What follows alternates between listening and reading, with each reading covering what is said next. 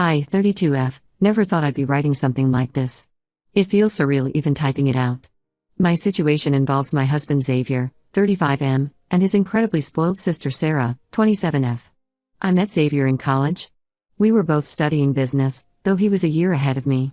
We hit it off immediately, bonding over our shared love of obscure 80s movies and terrible puns. After dating for 3 years, we got married in a small ceremony. It was perfect, except for one thing: Sarah's behavior. Even back then, Sarah was a handful. She was 19 at the time and threw a fit because she wasn't my maid of honor. Never mind that she'd only met me a handful of times and I had a sister of my own. She sulked throughout the ceremony and managed to spill red wine on my dress at the reception. I should have seen it as a sign of things to come. Xavier and I have been married for 8 years now and have a 4-year-old son, Ethan. We both work full-time jobs. I'm a project manager at a tech firm, and Xavier runs his own small accounting business. We live a comfortable but modest life in a nice suburb. We're not rich by any means, but we're happy. On the other hand, Sarah still lives with her parents in the same massive house she grew up in. She's never held a job, not even a summer gig in high school. Her days are spent shopping, getting various beauty treatments, and partying with her equally vapid friends. Once, Xavier suggested she might want to think about a career, and she laughed in his face, saying, "Why would I work when I can just get daddy to buy me whatever I want?" My in-laws, especially my mother-in-law Diane, 58F, have always coddled Sarah. They pay for everything: her designer clothes, fancy vacations, even her car. Last year, they bought her a brand new BMW for her birthday because her 2-year-old Audi didn't have the right vibe anymore. Meanwhile, they criticized Xavier for wasting money when he upgraded his 10-year-old sedan. My father-in-law Robert, 60M, is mostly absent, always working to fund their lavish lifestyle. He owns a successful chain of car dealerships, which is where all this money comes from.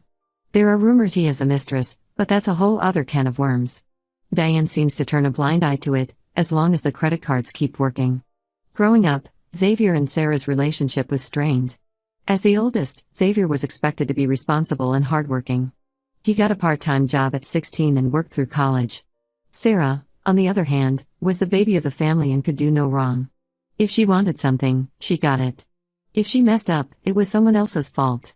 This dynamic has continued into adulthood. Now, onto the main issue. Last month, Diane called me out of the blue, asking to meet for lunch. I was surprised because we're not particularly close. Our relationship has always been cordial but distant. She disapproves of my common background, my parents are both teachers, and has made snide comments about how I'm not quite what she imagined for Xavier. Still, for the sake of family peace, I agreed to meet her. We met at an upscale restaurant, Diane's choice, of course. As soon as we sat down, she started talking about Sarah's upcoming 28th birthday. I thought she wanted gift ideas, but boy, was I wrong. Diane looked me straight in the eye and said, "We want you to have a baby and give it to Sarah as her birthday present." I nearly choked on my water. I asked her to repeat herself, thinking I must have misheard. But no, she was dead serious. She went on about how Sarah was feeling lonely and unfulfilled, and how a baby would give her life purpose. Apparently, Sarah had been complaining about being single and how all her friends were settling down. Instead of suggesting maybe Sarah should, I don't know, date or something, Diane had concocted this insane plan. I was speechless. When I finally found my voice, I told her absolutely not. I explained how ridiculous and unethical her request was, but she wouldn't listen. She kept talking about how it would only be 9 months of my life, and how I'd barely noticed being pregnant since I'd already done it once. Diane then had the audacity to guilt-trip me, saying I owed it to Sarah because the gifts we gave her for her last birthday were subpar. We'd given her a $300 handbag, which was already stretching our budget. She said I should be honored to help Sarah become a mother. I left the restaurant in shock and disbelief. On the drive home, I couldn't stop thinking about how we'd gotten to this point. Was this really the same family I'd married into? I remembered all the little comments and incidents over the years, the way Diane always praised Sarah's natural beauty while criticizing my appearance, how Robert would brush off Sarah's rudeness as high spirits, how family gatherings always revolved around Sarah's latest whims. When I got home and told Xavier, he thought I was joking at first. When he realized I was serious, he was horrified. He immediately called his mother to set her straight, but she hung up on him. We spent the rest of the evening trying to process what had happened.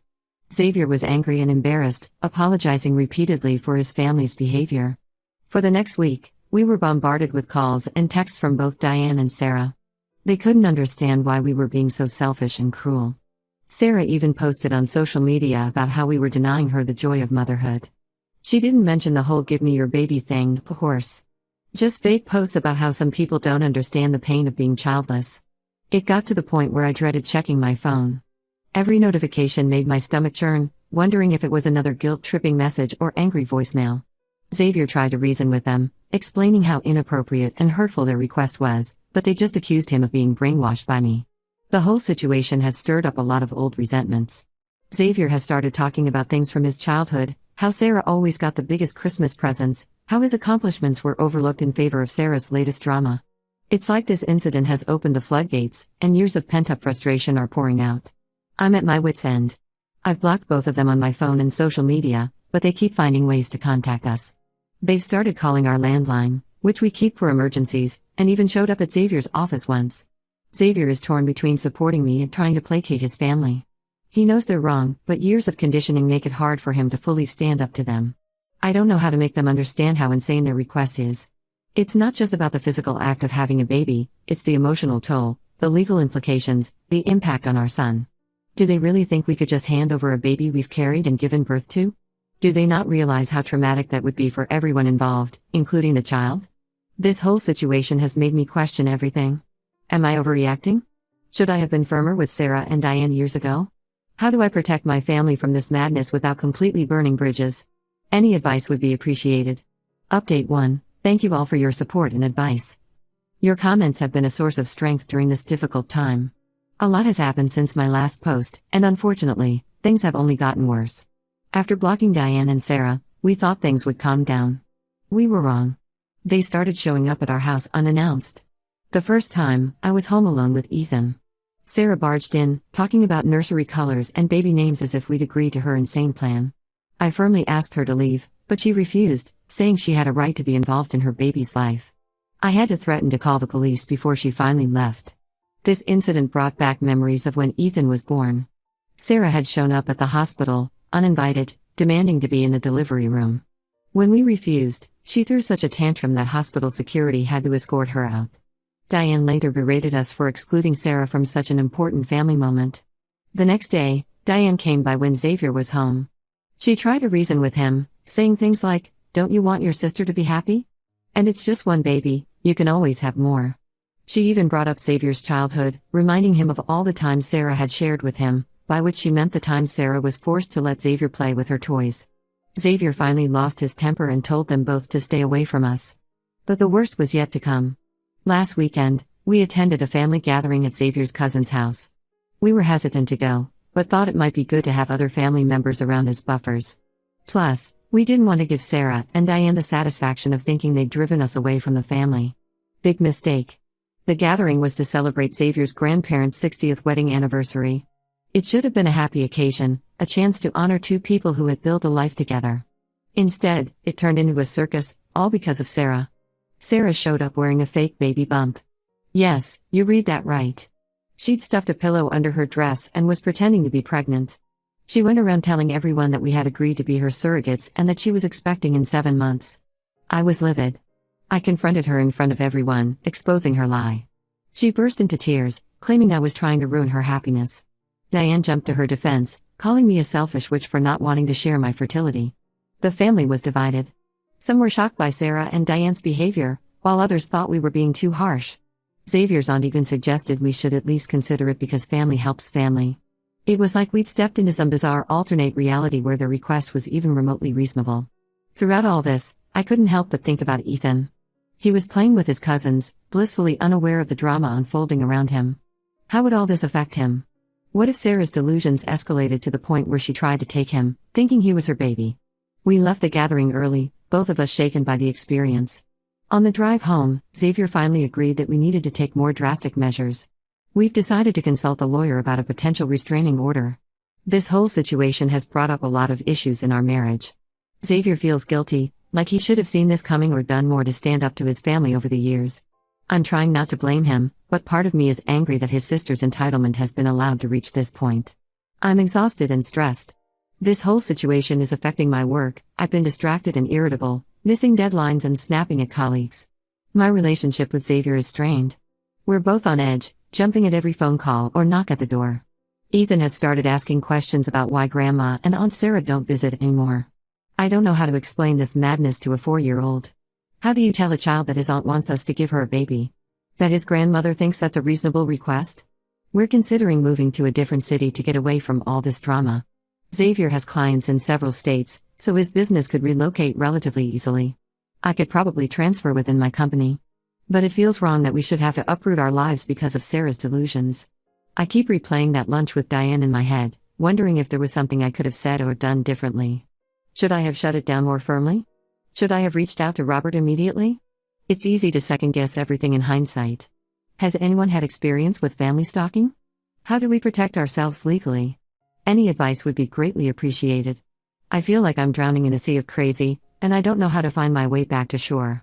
Update 2. I want to thank everyone for their continued support and advice. Your comments have been a source of strength during this difficult time. Unfortunately, I have more unsettling news to share.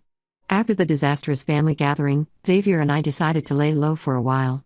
We changed our routines, stopped posting on social media, and asked our close friends not to share any information about us with Xavier's family. We hope that by depriving Sarah and Diane of information, they might lose interest or at least have less ammunition. For a while, it seemed to be working. We had a blissful week of silence. No calls, no unexpected visits, no social media drama. We started to relax a little, thinking maybe they'd finally gotten the message. But Sarah found a way to escalate the situation even further.